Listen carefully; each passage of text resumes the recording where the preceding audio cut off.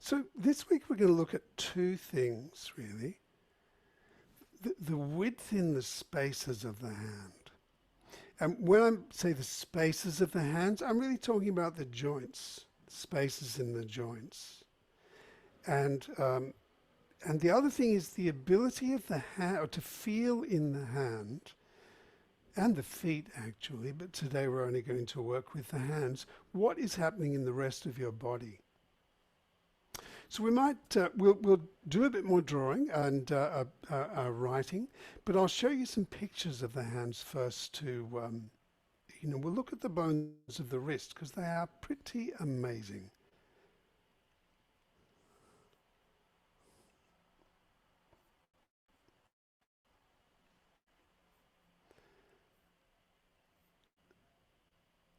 Now the hand itself is incredible because,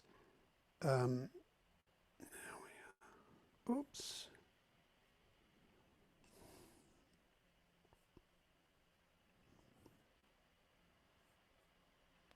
Turn off some of these. Oh. Okay. There we go.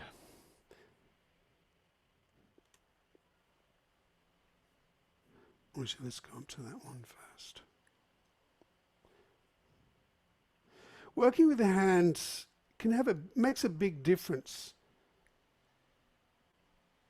And this is a picture of a homunculus, or actually, this is a representation of the parts of the sensory cortex and the motor cortex that involve different parts of the hand. And you can see how big the hand is and how big the mouth is and the eyes compared to the trunk.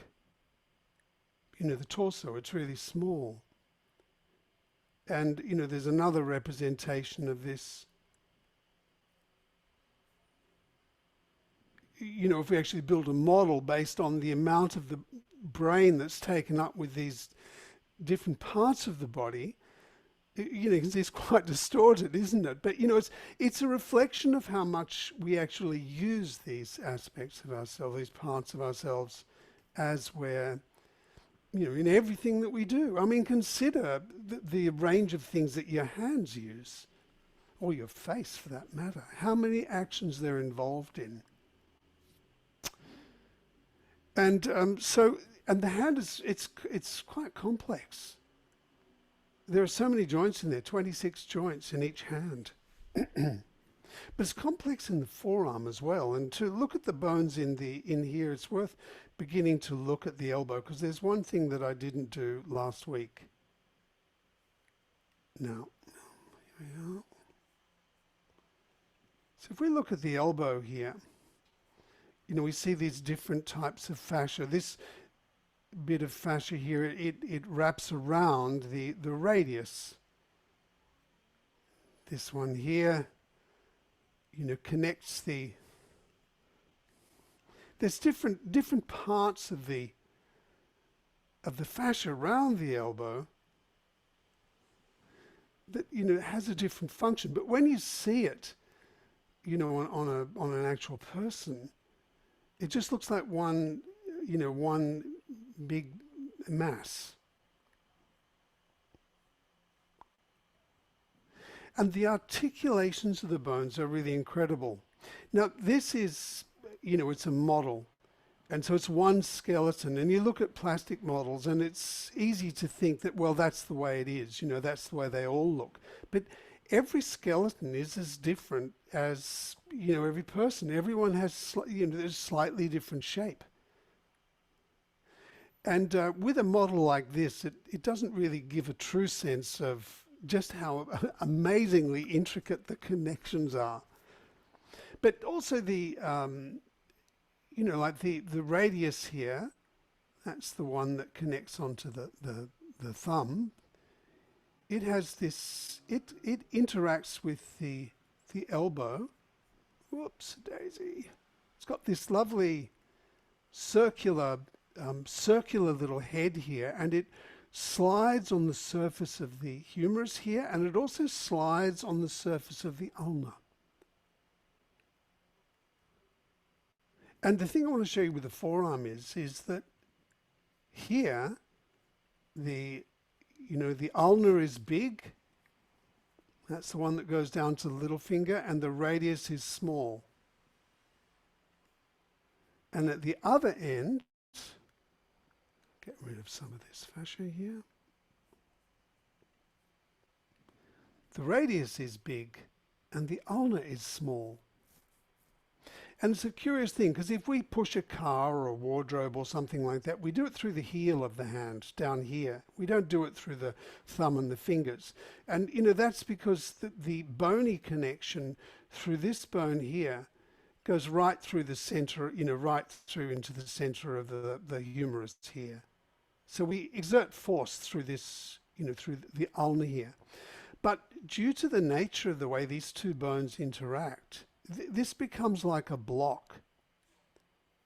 And so even though the force is channeled through the ulna mostly, the way everything connects through here, all the power and the spread of the hand, is channeled back into this bone. Now, see, here's an example. Look at all these little bits of fascia through here. But if you see an actual wrist, it's one glob of tissue.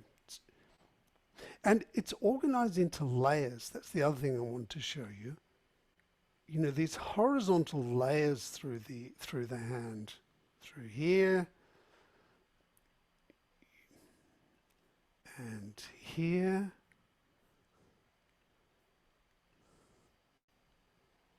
So everything works together. Now, I'm just going to remove some of this fascia so we can see what's going on here.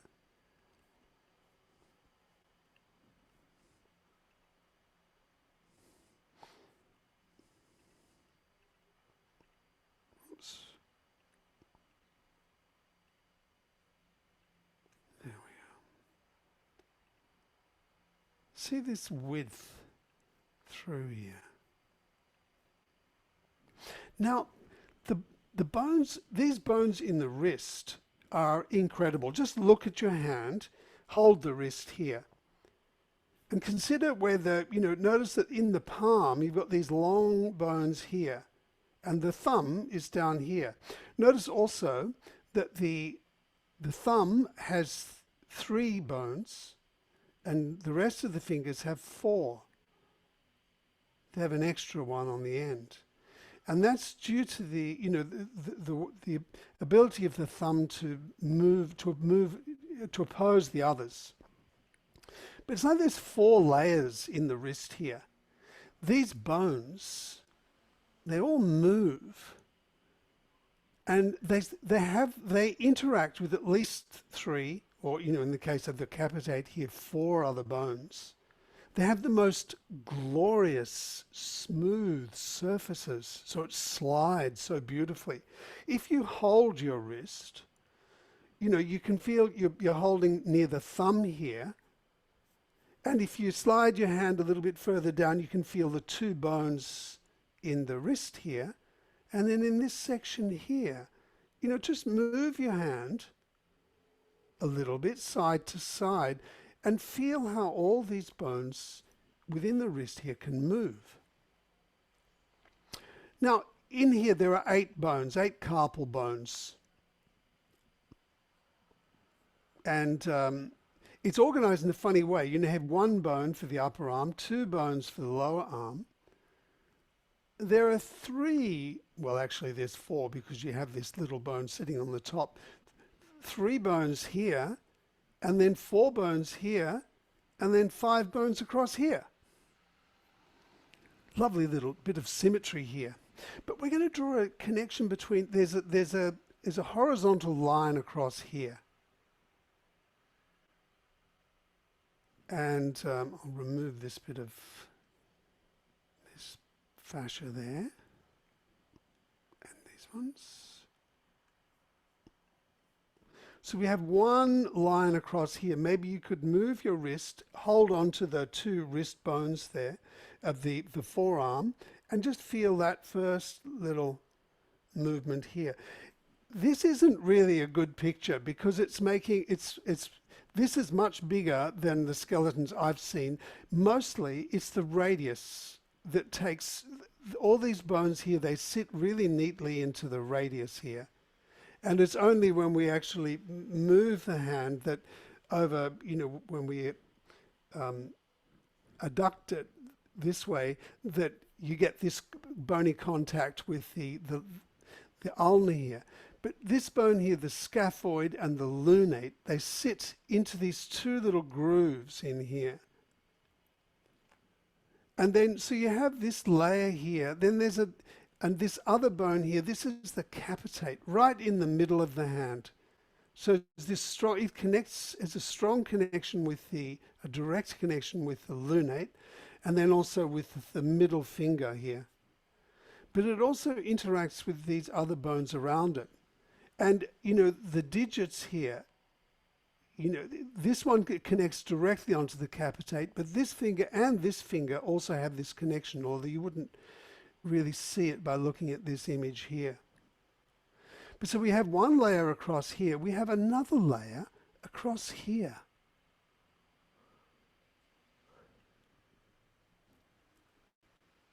The middle of these bones, and then there's another layer across here, another division. So there's like 3 points of contact through the wrist here.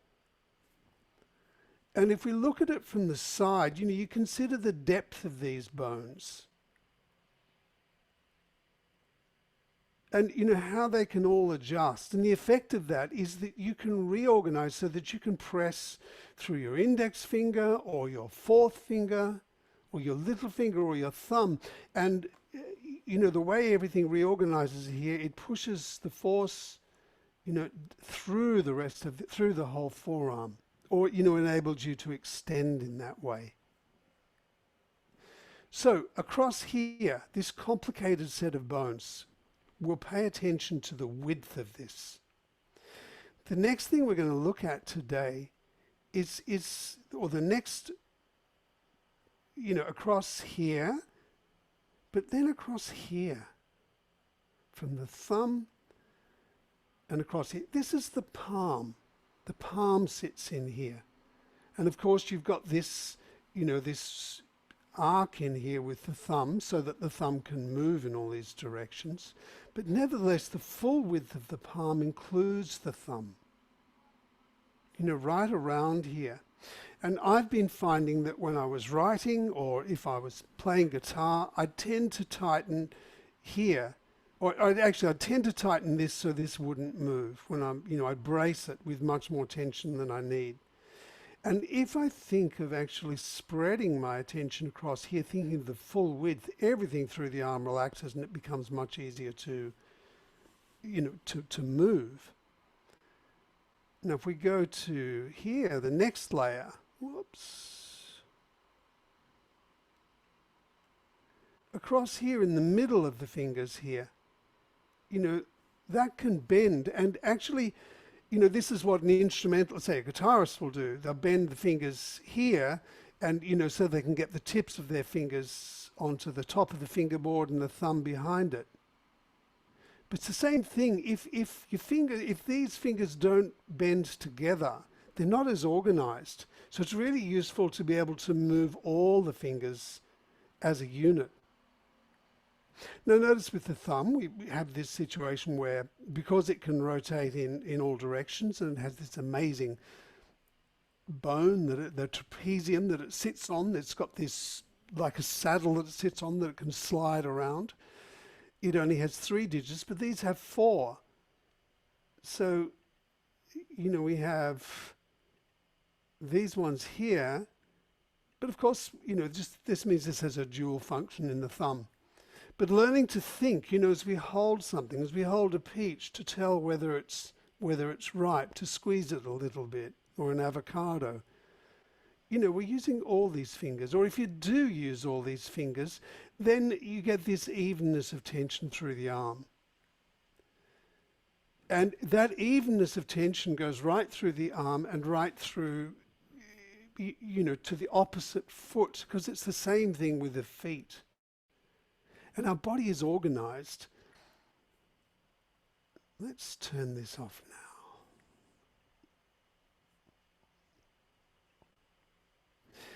Our body is organized in a double spiral. We have one set of structures that will move in one direction and muscles, and then, we have the opposite set of structures that will move us in the opposite direction. So everything wraps around the body. And if we only think of the big toes and these fingers here, if this is held tighter than the other parts, it affects how we rotate. It affects the way that spiral expresses itself through the torso. And if we can, think of the full width of the hands and the feet, then it becomes possible to think of the full width of the arm and the shoulder and how it moves through the torso. And, it feels lovely. And we'll explore more of that as we get more into the series. But for the moment, can you take your pen and paper? And let's try some things. A different perspective. So hold your pen or pencil or whatever it is, and just consider how, the width of the, right across the palm and the thumb. Can you hold your pen in a way that, you could write and still have the width here? When you put it into an actual position to write when you're on the page, what happens to your hand? Of course, this is different in different cultures. In Egypt, because you write from right to left, it's quite different than as we do, where we're writing from left to right. And if you're a left-hander like me, it means if I'm writing left to right, it means I'm pushing my implement across the paper. Whereas if I'm writing with my right hand, it means I'm drawing it across the paper. Now, I found also that I was tending to hold my pen like that. So it was pushing across this way. And I found if I actually put the pen upright, being a left-hander, it actually made it easier to draw my hand across the paper. So you could experiment with that now, how you actually hold the pen. But for now, we're going to explore slow writing today. Slow writing. And it's a really interesting thing. When we learn to write, I remember we start with pencil and then eventually when our writing is neat enough, we're given a pen license and we can hold a biro. It's this moment of triumph. And after doing this and writing slowly, I found I had much more control over the letters. I wasn't just doing these flicks and, there were parts that were invisible in my writing because, some of it was just automatic and I couldn't really control what I was doing. But when I went slowly and thought of the circular letters and the long letters, suddenly I found I could write much more smoothly. So I gave myself a pen license, even though I'm holding a pencil here now. Could you place your pen down on the paper?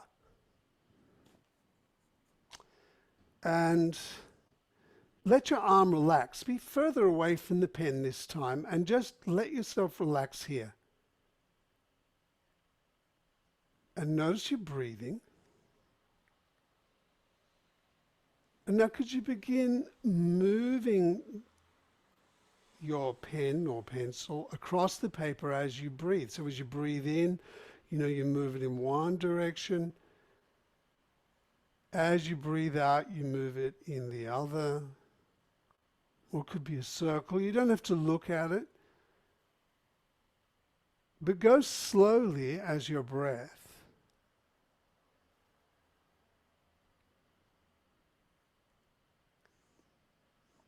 And notice the sensation of the ink rolling onto the paper.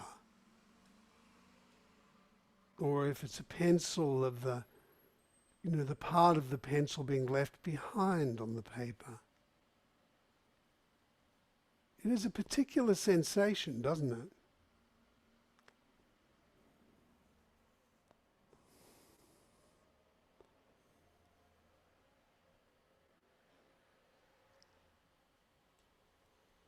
You drag your hand in one direction. It could be long lines or short. It doesn't matter, whatever you feel.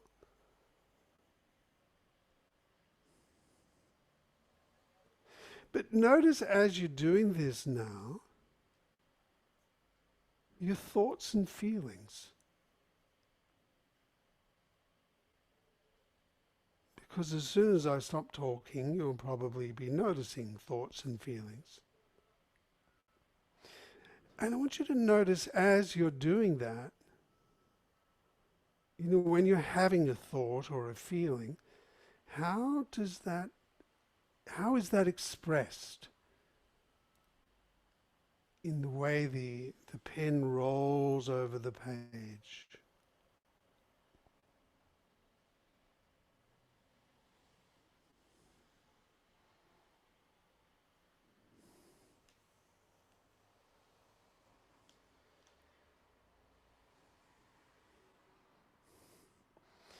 Still sensing your thoughts and feelings, transfer your pen to your other hand and do the same thing.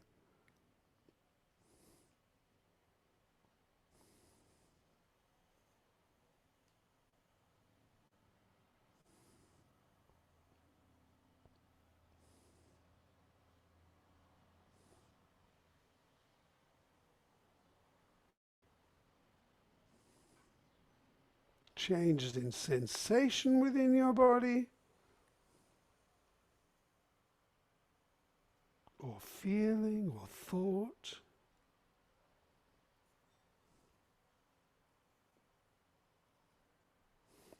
And now, without looking and still using the non-dominant hand, could you begin to turn it into a word? So, sense what you're feeling and just begin to, without even looking at it, write what you're feeling.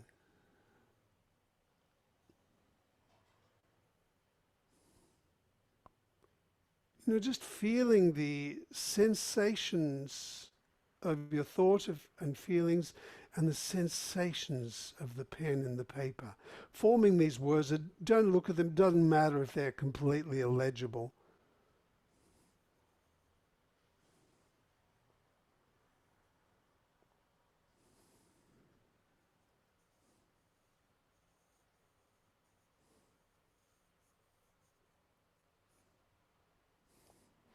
And now transfer the pen back to the normal hand, your dominant hand, and do this here, just sensing what you're thinking and feeling, and begin to write slowly what you're feeling in words without looking at it.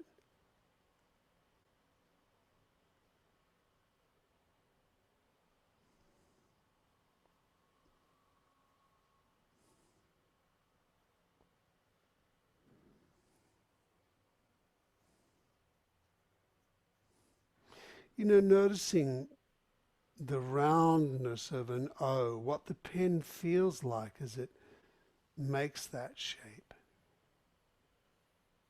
Or as it moves up and then back to make a T. And you can look now and just consider what you're writing and write it slowly.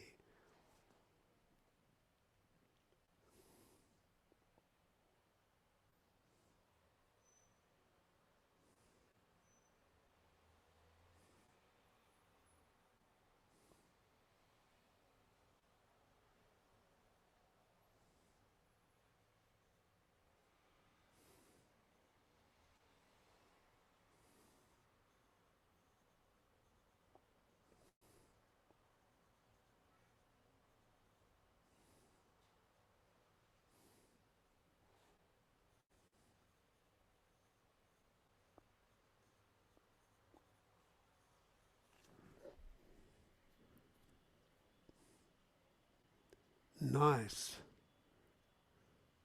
To think of the width of your hands in this last little bit you do, and relaxing your arm as much as possible as you're doing this. Just to consider the sensation of what you feel inside.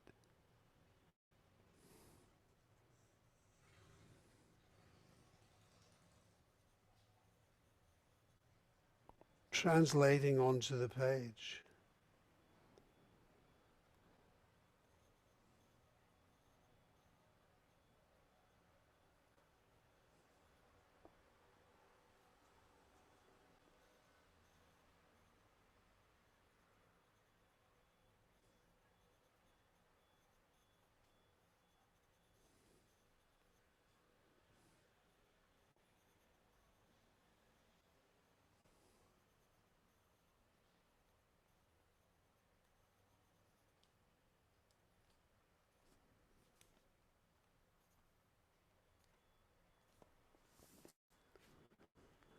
Now, how is that?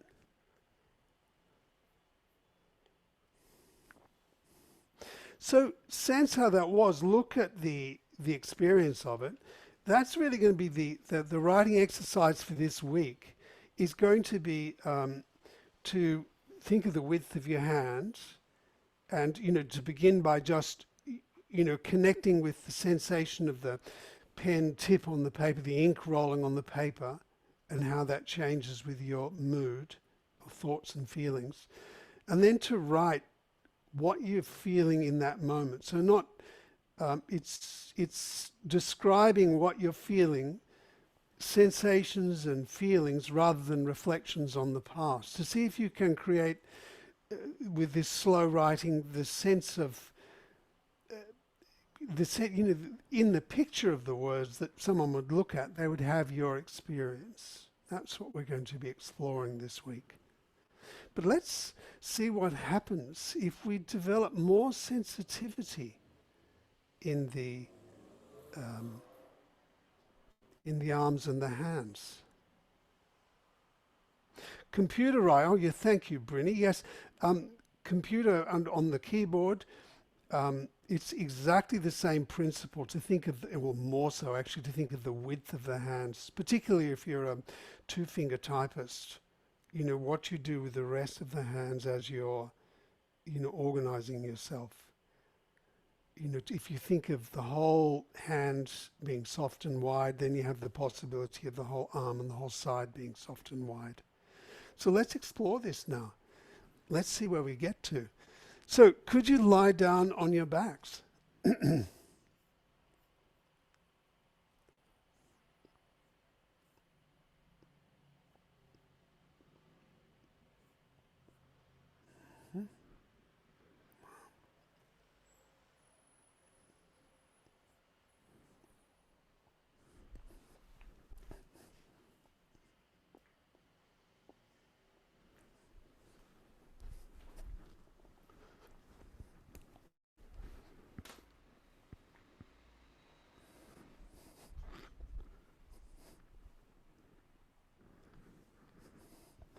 Yeah.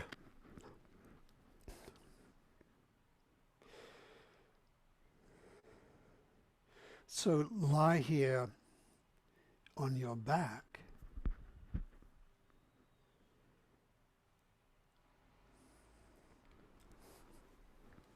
And notice the organization of your arms.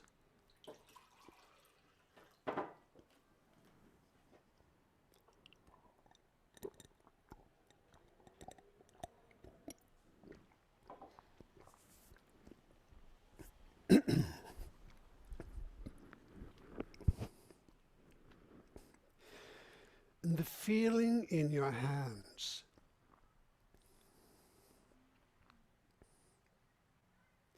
"26 bones in your hands, all interacting in the most glorious way.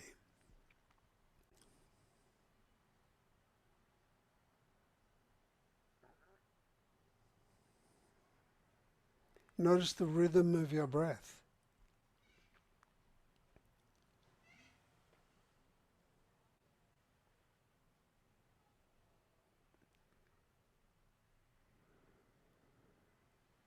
And have your arms by your side and the palms up, or, whichever way that is comfortable for you. And consider your wrists, the two bones of the forearm and then the 8 carpal bones.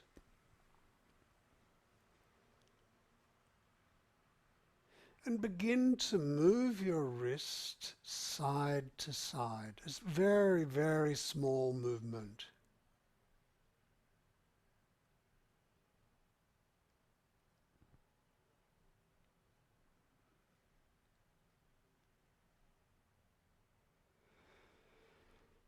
And think of the depth of your hand, from front to back, and the depth of the wrist.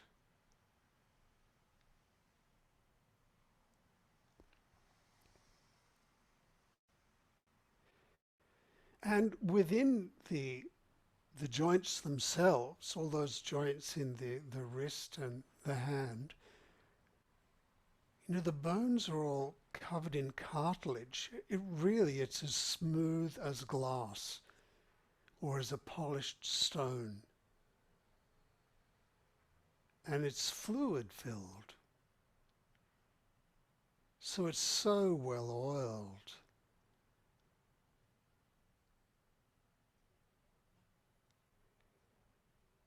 And maybe if you consider right around the wrist, the shape of the wrist, it's sort of similar in a way to the shape of your pelvis. Sort of squarish.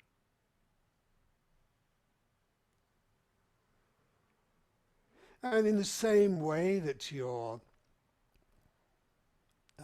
fingers extend beyond the wrist through the palm, the legs extend out of the pelvis.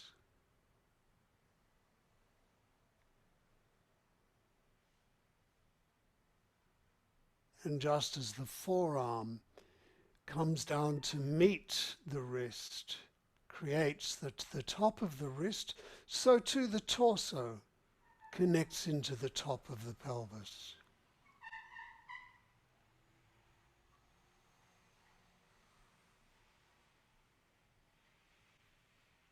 Well, make this movement, in time with your breath or in harmony with your breath.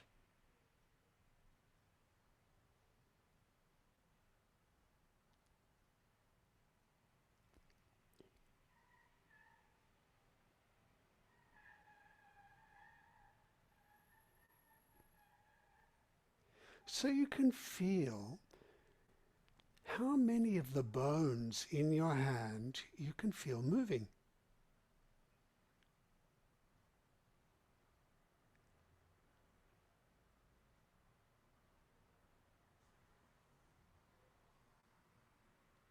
The bones of the wrist and within the palm.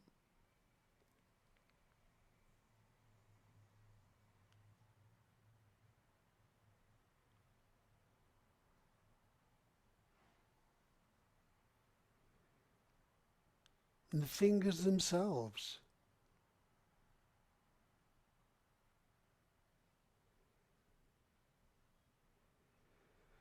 And now leave that, just rest there.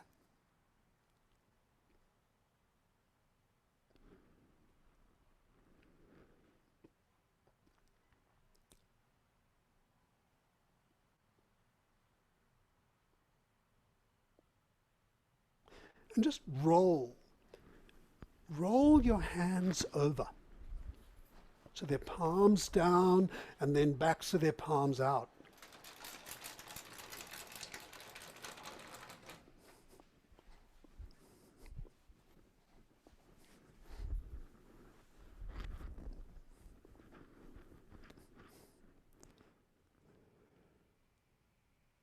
Feel the movement in the forearm,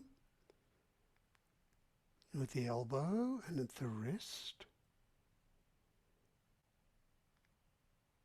And in all the bones of the hand.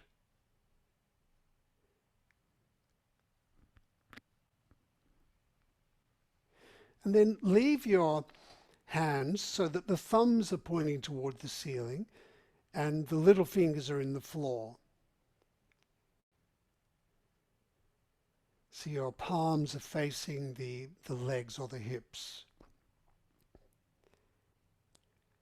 And now once again, move the wrist, this time forward and back toward your body and then away from your body.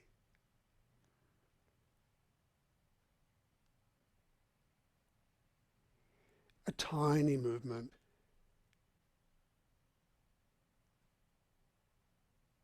Sensing how all the bones of the hand and the wrist move in this orientation.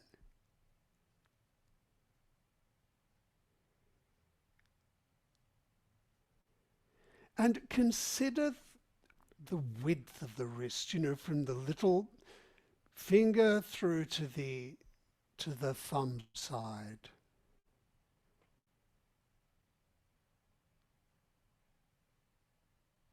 And, both sides of the hand.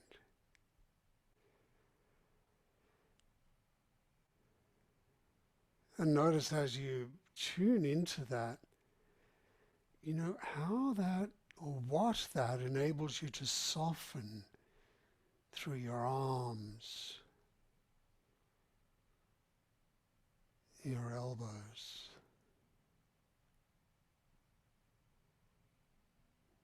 Maybe the back of your underarms.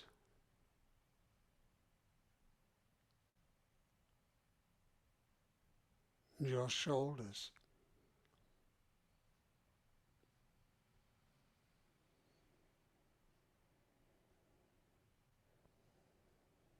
Maybe even your neck.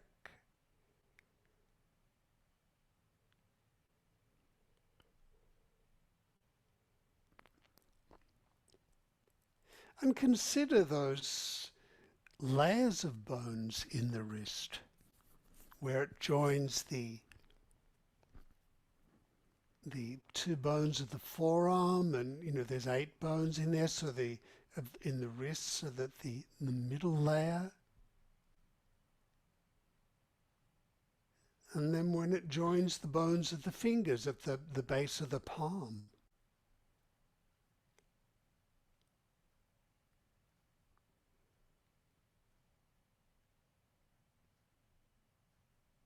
And the more slowly you move, the easier it is to feel that.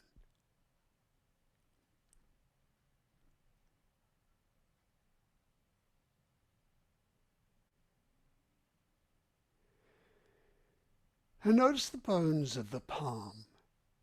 Maybe because your fingers are probably, or little fingers resting on the floor, you can feel the movement in the joint of the knuckles.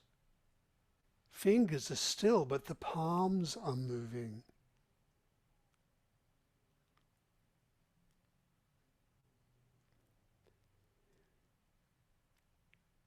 And feel that from the little finger through to the index finger.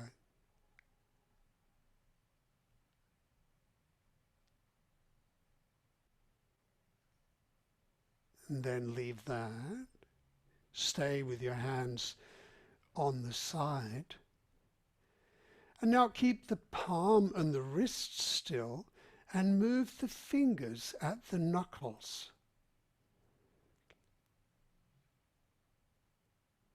And include the thumb. It moves from the first joint there. So you can sense the full width of the thumb. You can sense the full width of the palm from the thumb through to the little finger.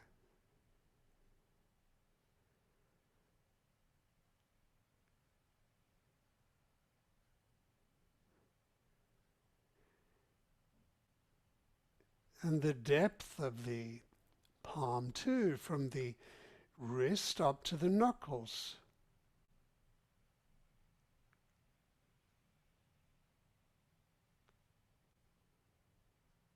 How do the fingers move? Do they move together? Or do some fingers move more easily than others?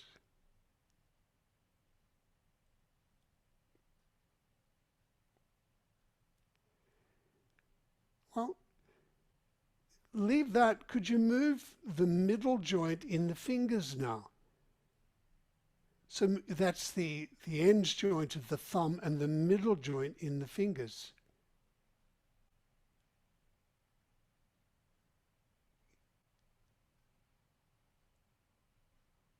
And think right across the width of the hand from here. From the little finger, the space in the joint of the little finger, and the ring finger,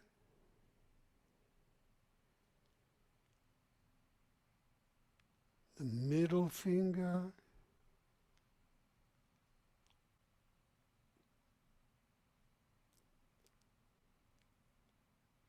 the index finger,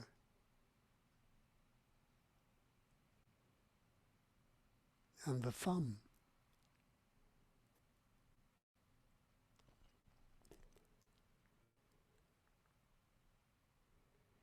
You know, if you're rock climbing, you really need to be able to use this joint and have it move evenly across each of the fingers so that you could get a good grip on the rock. You know, and consider the hand beneath this. You know, it's just the fingers that are moving at the middle. But think of the full width of the hand and the wrist and the forearm.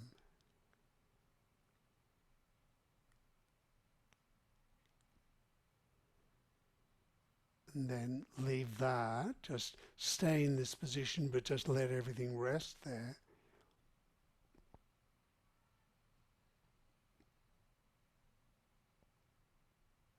Maybe you can notice the weight of the fingers differently now.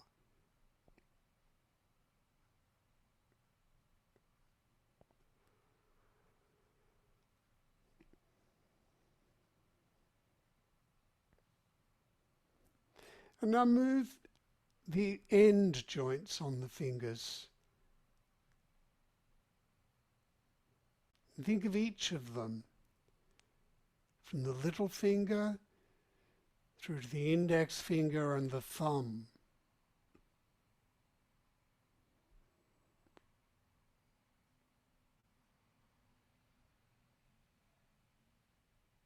These are the joints that you'll move if you want to feel something delicately.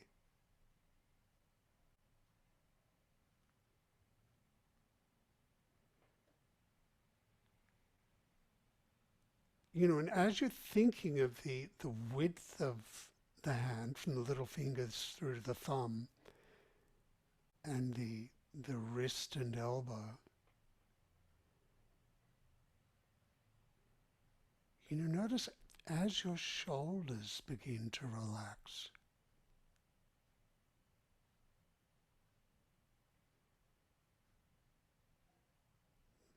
The influence that has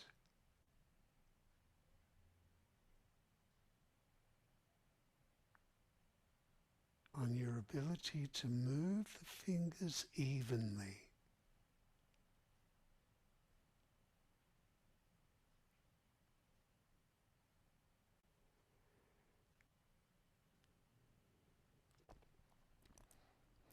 Leave that and rest. Sense your contact with the floor now.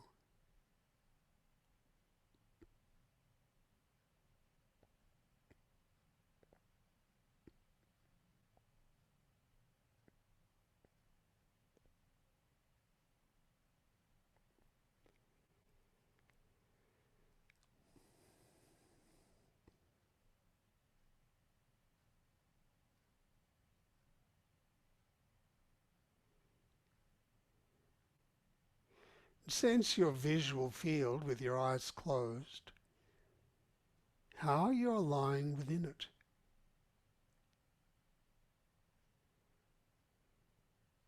And you could probably imagine what you'll look like when your hands go or your arms go out to shoulder height, the palms facing up. And now do that. Move your hands out to the side, palms up.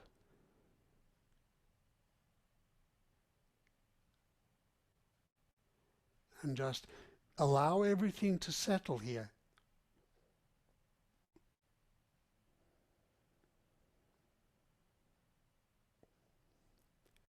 Collarbone and shoulder blade, sitting on either side of the ribs, moving as you breathe. The humerus, the upper arm bone. 2 bones of the forearm. The 8 bones of the wrist. And then the 5 fingers.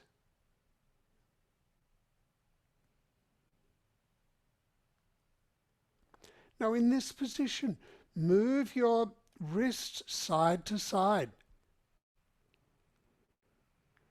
sensing that squarish shape and the movement of all of the bones in the hand as you do this.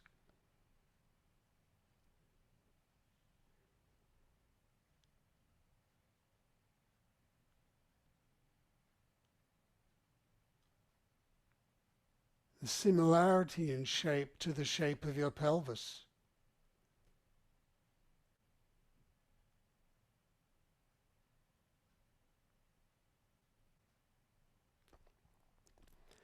And the layers through those 8 bones, where they're joining the wrist, and the layer between it, the 4 bones on the bottom and 4 bones on top.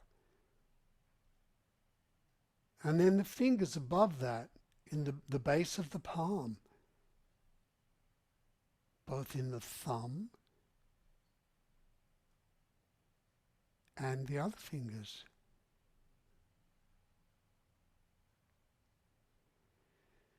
And then leave that, and now move the fingers at the knuckles. Very slowly. Notice with your breath is good. The more slowly you can do this, the easier it will be to feel the full width of the palm, from the thumb through to the little finger.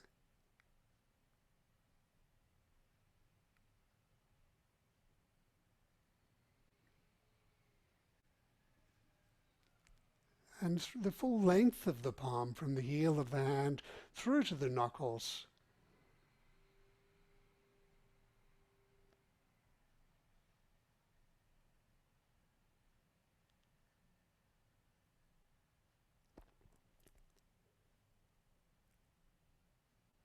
And the feeling as the fingers slide over the knuckle joints.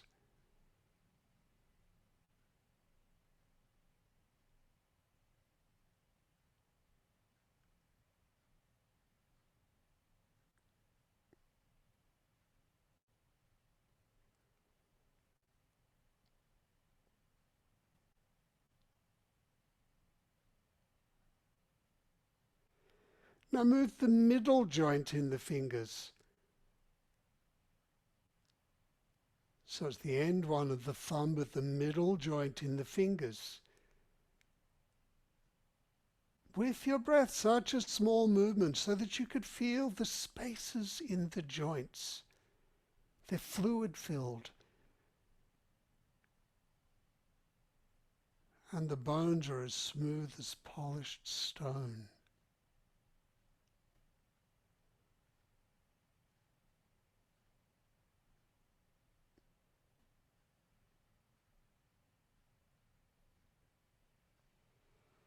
And the muscular effort to move the fingers isn't happening in the palm, it's happening in the forearms.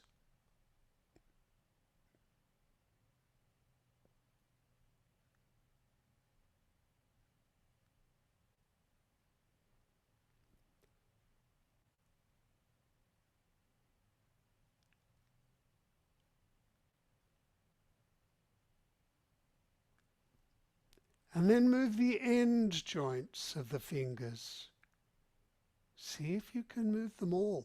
And if it's more difficult to feel that, make the movement smaller.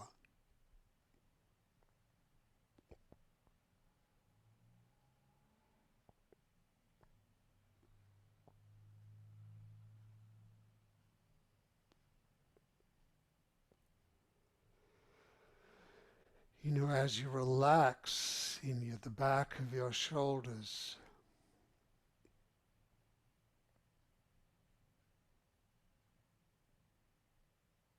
and as you soften in your eyes,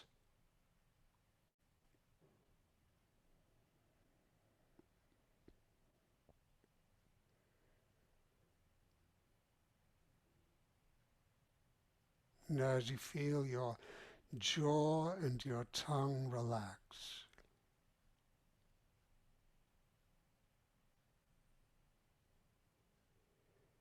Notice how that influences your ability to move each finger together smoothly.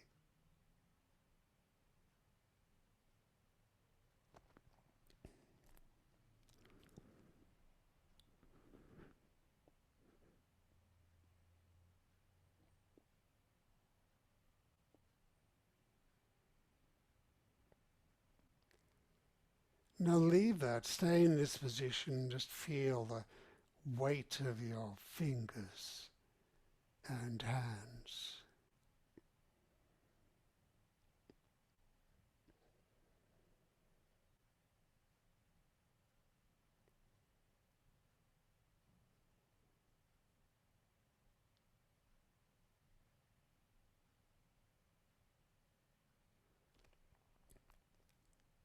The width and depth of the wrist.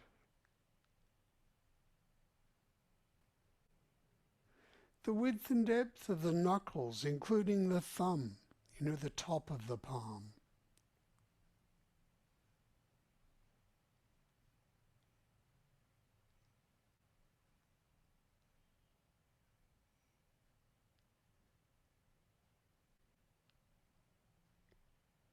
And the width and depth of the middle joints of the fingers.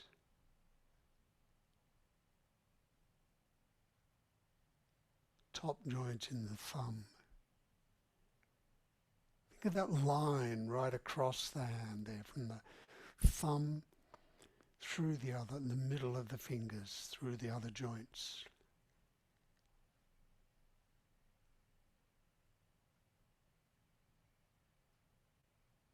And then from the top joint in the thumb to the top joints in the fingers, right across each finger.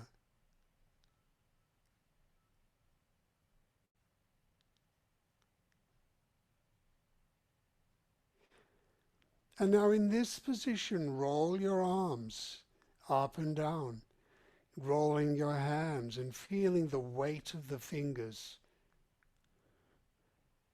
and the way all the bones in the hand move.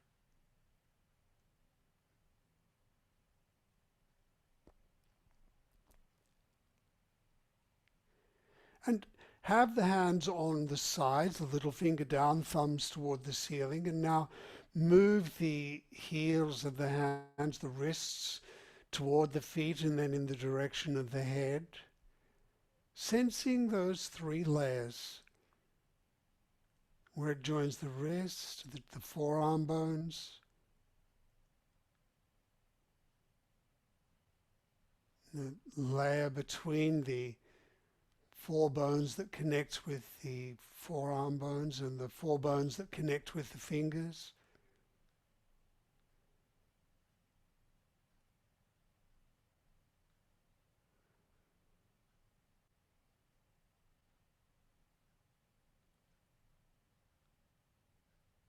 And then between the wrist and the bones of the palm, the bones of the fingers.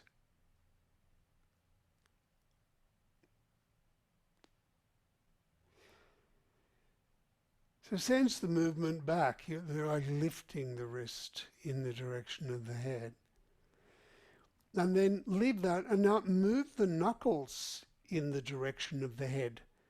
You bend the four knuckles of the hand up in the direction of the head, but the thumb will move differently because it's set at an angle to the other fingers. So the thumb, the knuckle of the thumb, that will move toward your body.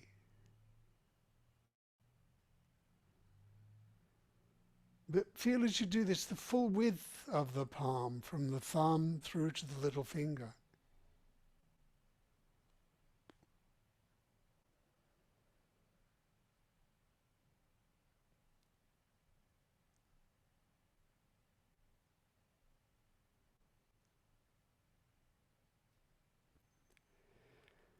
So you can sense the depth of the underarm from front to back.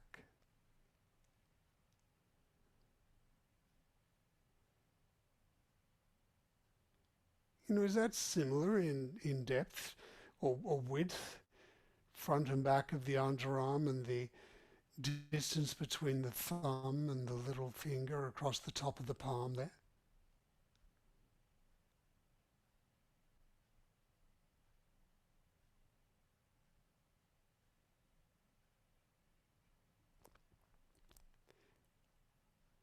Well, leave that, just rest there.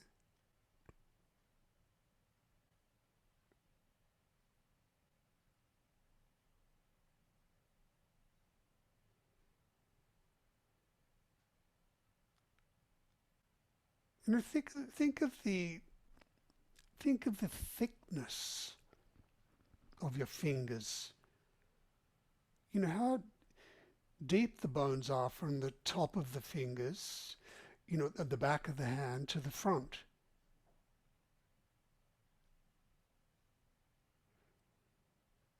And now move the middle joint of the fingers backwards.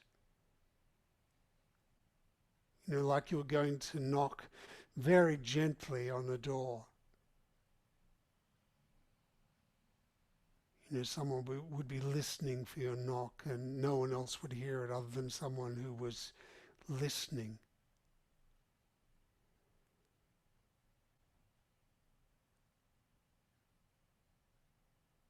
Think of the thickness of the bone, the size of the finger bones.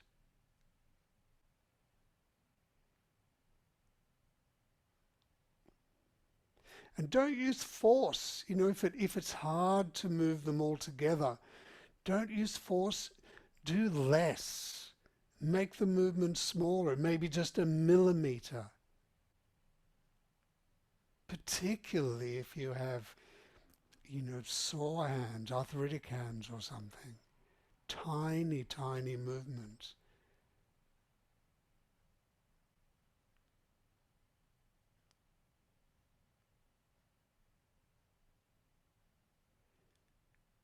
And you can include the thumb in this.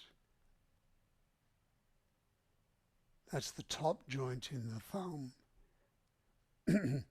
And the middle joints in the other four fingers.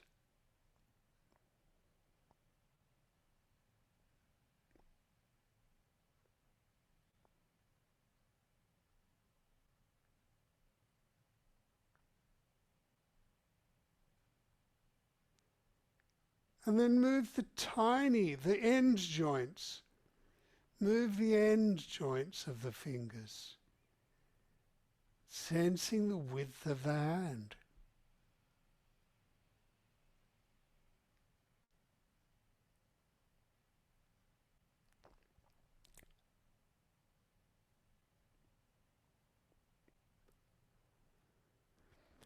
As if you were telling a ghost story and you were lifting your hands up.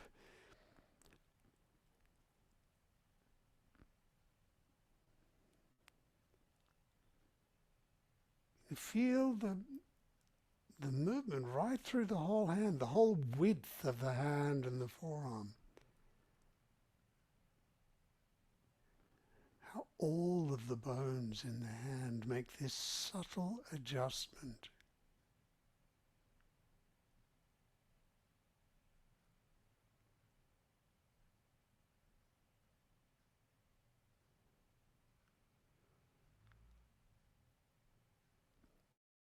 As do the bones in the wrist,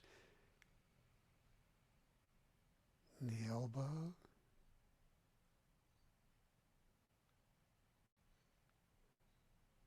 and the shoulder.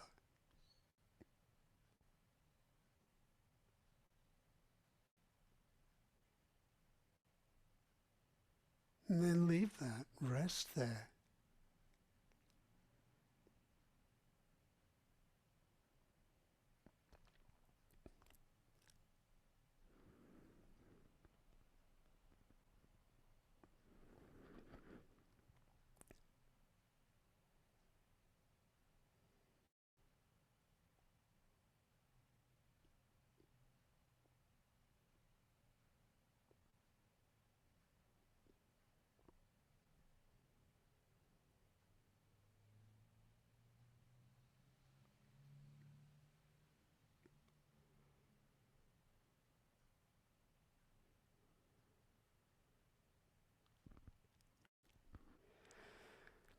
And now place your hands above your head, somewhere that's comfortable, so you could have the backs of your hands on the floor.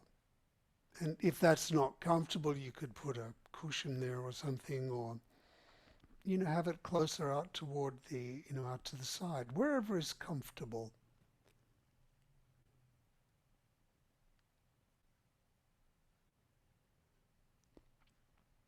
Feel the shoulders, the organization they have, the collarbone and the shoulder blade, and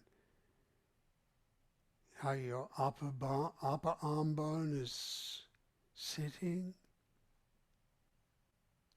Two bones of the forearm.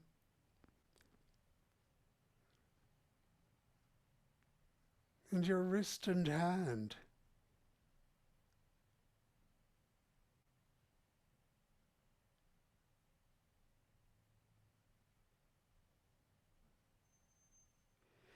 You could move your wrists side to side here.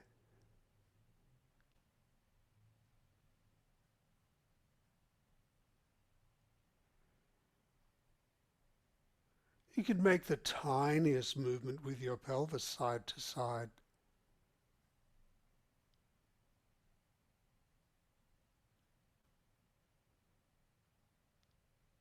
You feel the front and back and each side of your wrist and those 8 bones. And the front and back and each side of your pelvis.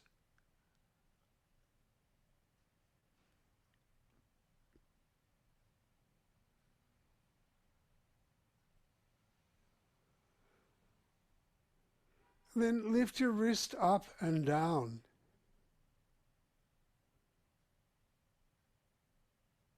Tiny movement. Thinking of those 8 bones. And how as you lift the wrist, it influences all the other bones in the hand, in the forearm.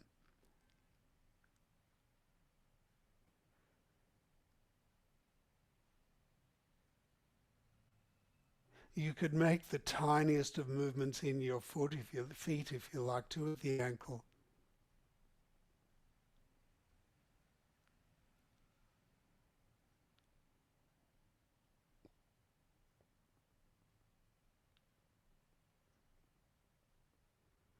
And then leave that. And now move the bones of the fingers at the knuckles. And sense how it is in this orientation, your ability to move each of the fingers evenly.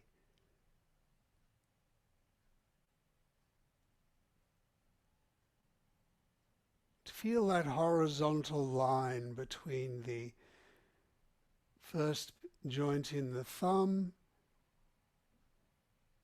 and across the fingers at the knuckles. The width of that line, the width of your hand and arm. You could move your toes if you like to. You can feel the width of the foot and the width of the hand.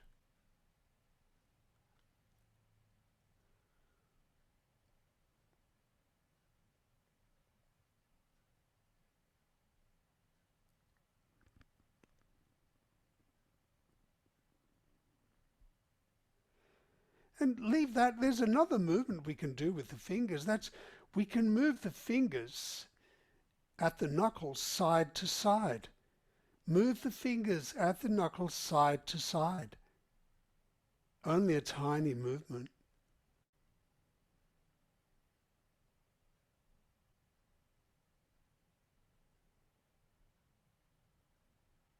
Don't use force. Just use less effort and move more slowly. Think of the full width of the hand.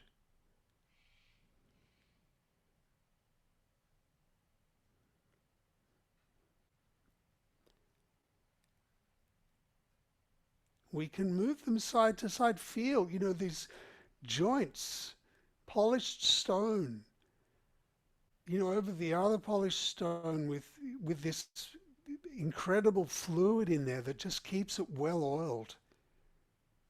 The smoothest movement.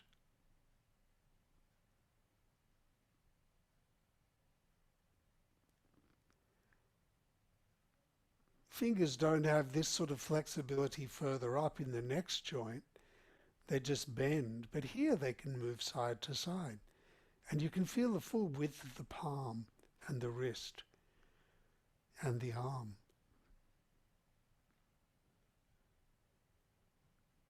We'll leave that, just rest there for a moment.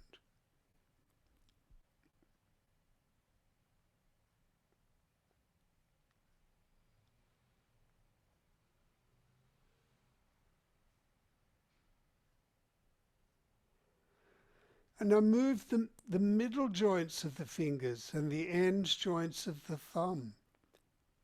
And sense in this orientation now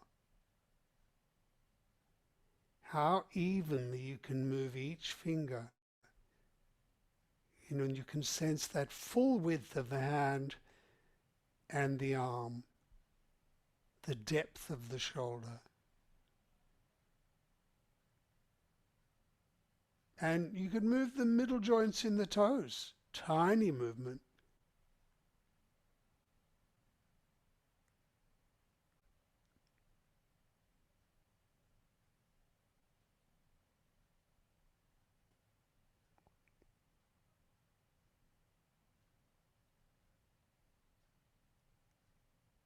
And then the end joints.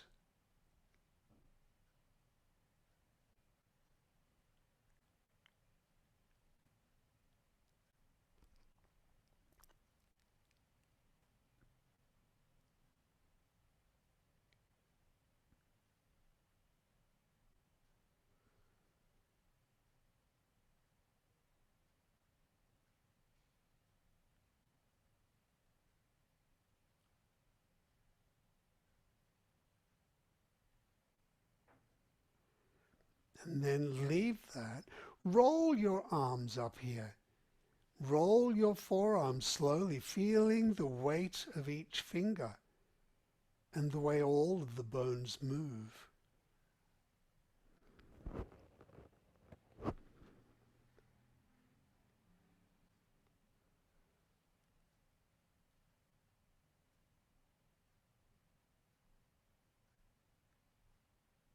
Leave your hands facing out, palms facing out.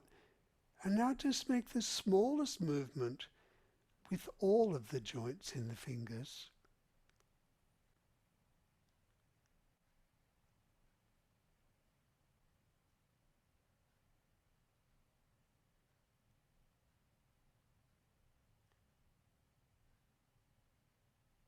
Lovely. And then leave that. Let your arms down by your side and rest.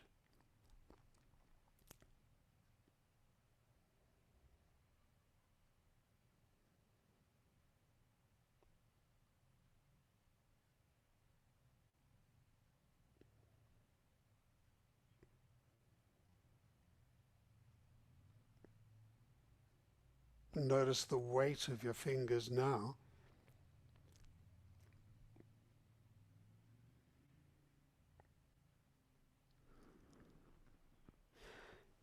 And then place your hands underneath the pelvis, so you palms down. You have your hands under each buttock. Feel the weight of your pelvis on each of the hands. You can feel the arch of the hand, arch of the wrist.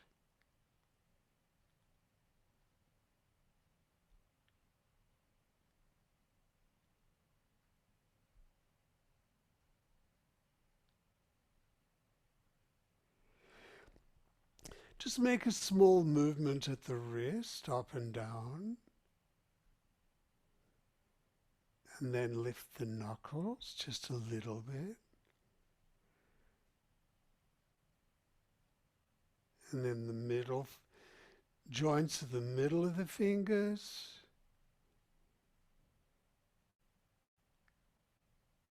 And then the joints at the end.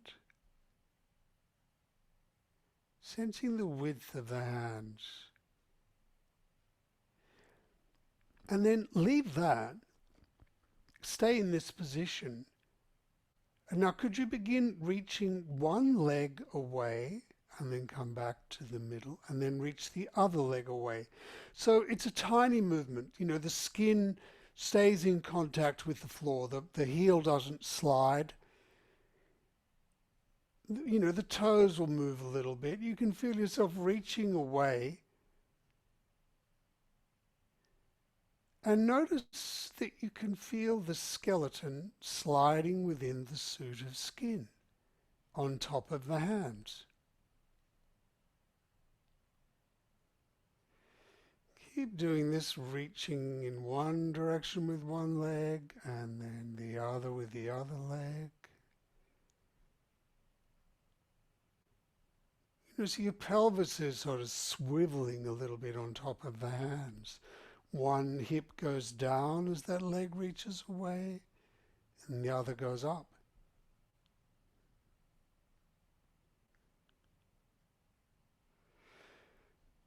Maybe you can even feel your rib cage sliding a little bit to the side as you reach away with one hip, and then come back and reach away with the other. You know how the rib cage slides in the opposite direction to the hip and leg that's reaching away.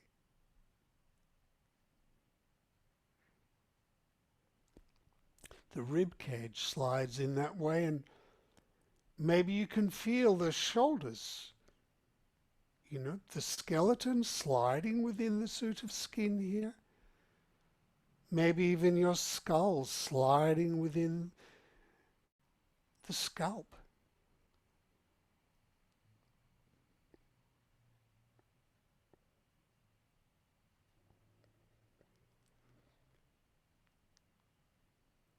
And through the elbows, you know, can you feel the way the bones in the forearms are moving?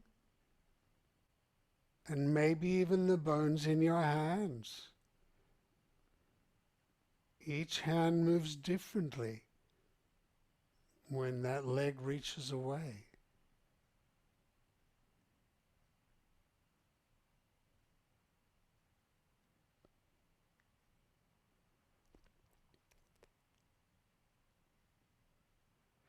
And sense through the depth of the hands, you know, all the bones in the wrist, all the bones in the fingers, how they slide over each other.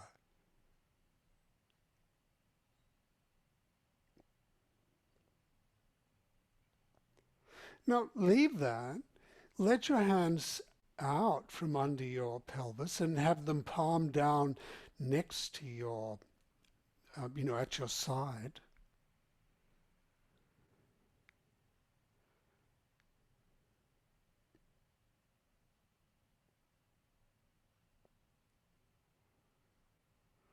And once again, resume reaching one leg away and then the other in this same way, so that you can feel the skeleton sliding within the suit of skin. Slowly, so you know you're breathing, you're moving in harmony with your breath. And notice, you know, right down through your arms to your hands. You can feel this in your hands.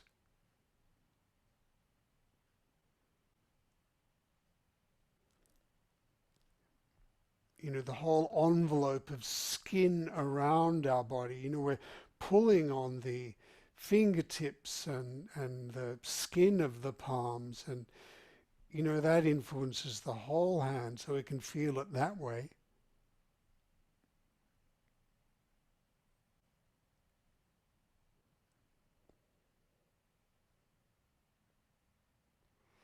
But there's also the bones. When the bones are moving in the hand, that's moving all the muscle and fascia as well.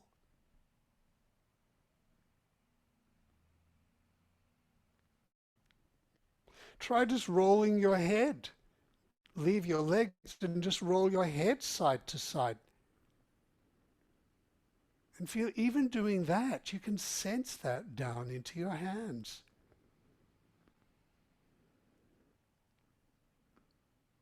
As your rib cage rolls, that's influencing the shoulders and then the arms.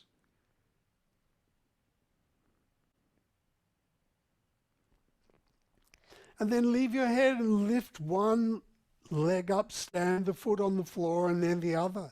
And do that a few times. Lift one leg up and then let it down, and feel what's happening in each hand as you do that. As you lift your leg and let it settle on the floor, and then lift the other one.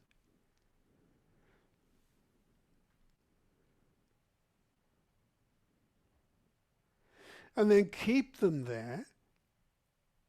And now lift your left hip up into the air and down. And you can move your hip, you can lift it up, you can move it away or toward you. And notice that every movement you make with your pelvis, what you can feel through your hands.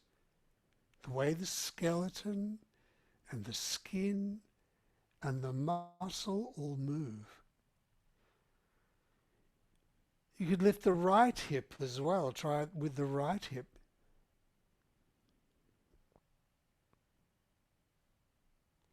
And of course, make it small and slow. The more you relax through your arms, the easier it becomes to feel. You could roll your pelvis around in a circle. And if you go slowly like this, you can feel the whole skeleton sliding in the suit of skin. And right through the thickness of all the bones and joints in the hand. How you can sense that movement.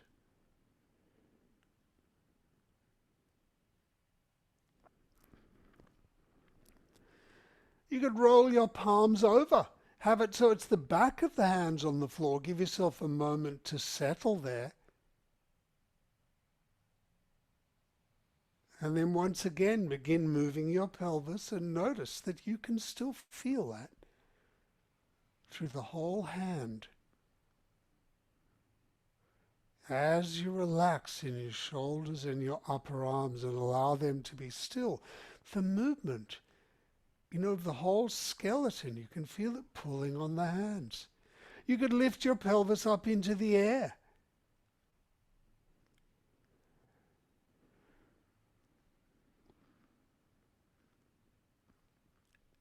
Same thing.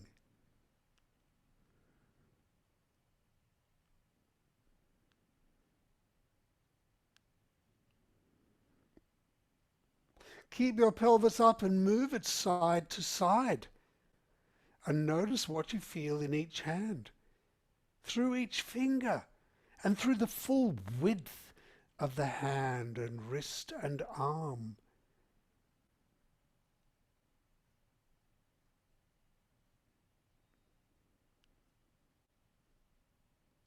Now leave that. Let your pelvis down again. Just rest there for a moment with your knees up.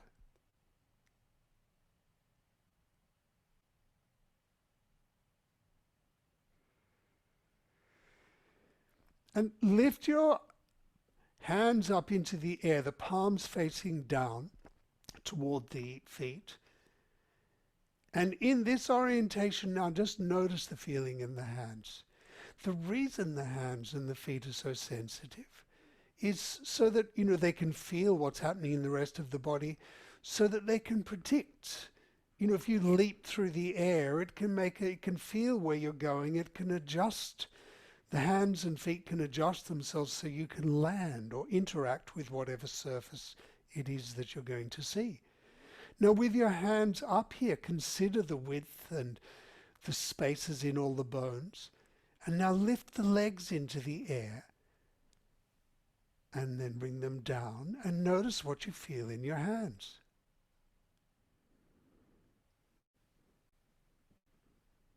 You could move your legs around. Keep your hands where they are. But sense as you're moving your legs, the sensations you have within your hands.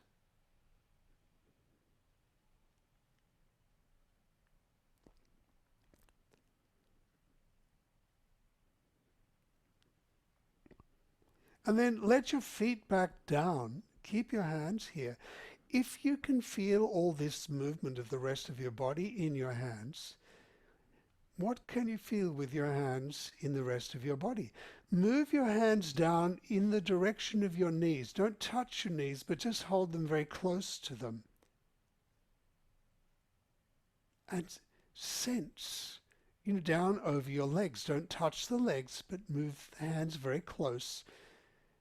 Can you feel, the quality of muscle, or the what do you feel when you with your hands?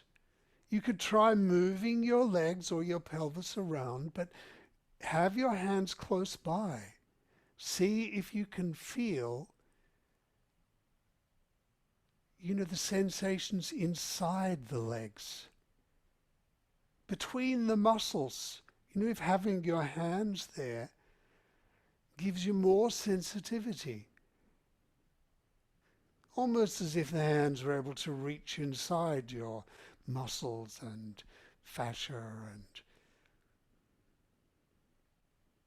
so you could lift your legs, you can move in any way, but any way that you could still have your hands in close proximity to your body. So you feel with the hands what is happening within you. Within the hips.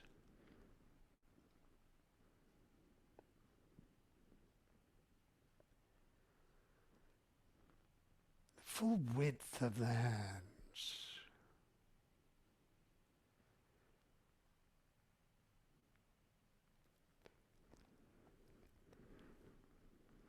And then leave that. Let your arms and legs be long and notice how it feels.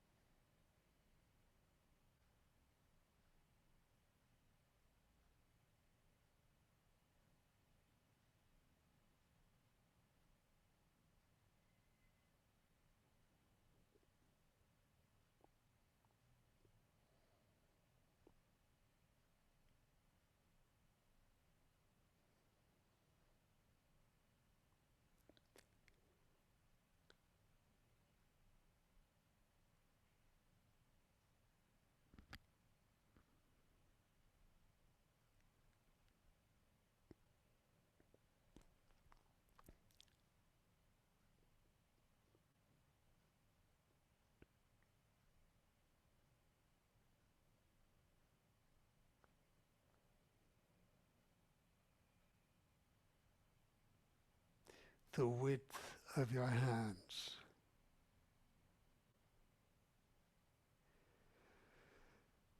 At your wrists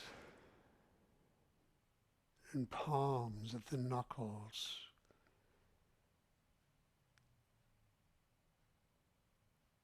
and the width of the middle joints and end joints of the fingers. And when you're ready, open your eyes and sense the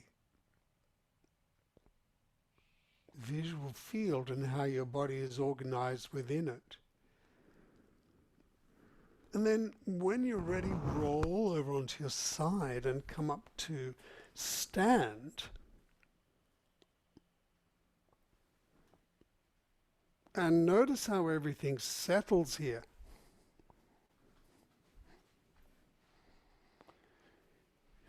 You know, through the middle of your hands.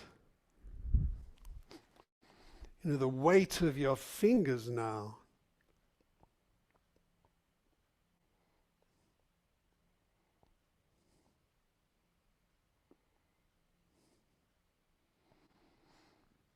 The way the collarbone and shoulder blades sit there.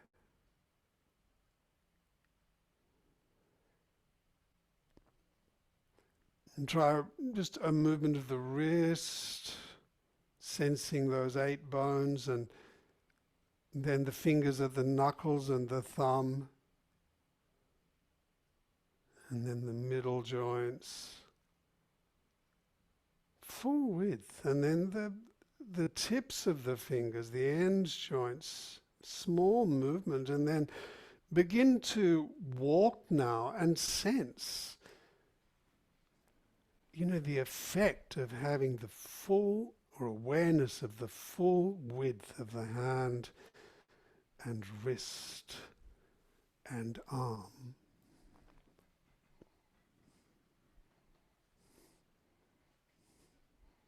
On your ability to feel where you are and how your body is organized.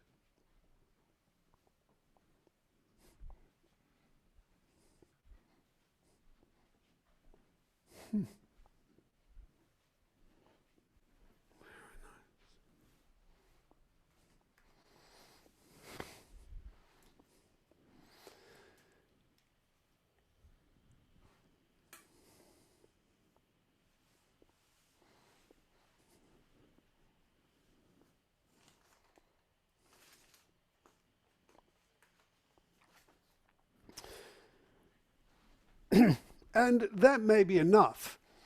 You may just want to go for a walk now and, you know, just play with that. But if you'd like, once again, come back to your pen and paper. Take your pen and just see how easy is it to hold your pen now in your hand, and just go through that same process of putting the pen on the paper and just moving it, you know, drawing lines as you breathe first. And noticing your capacity to move the pen slowly and to feel the quality of the ink rolling onto the paper.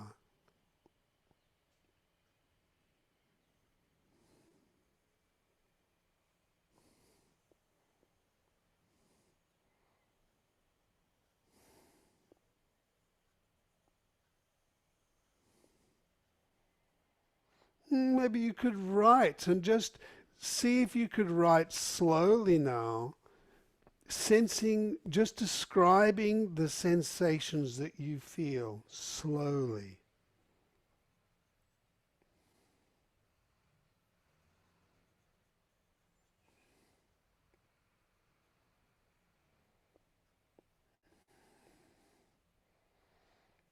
Whether you can feel the feeling being translated into the way the ink rolls on the paper.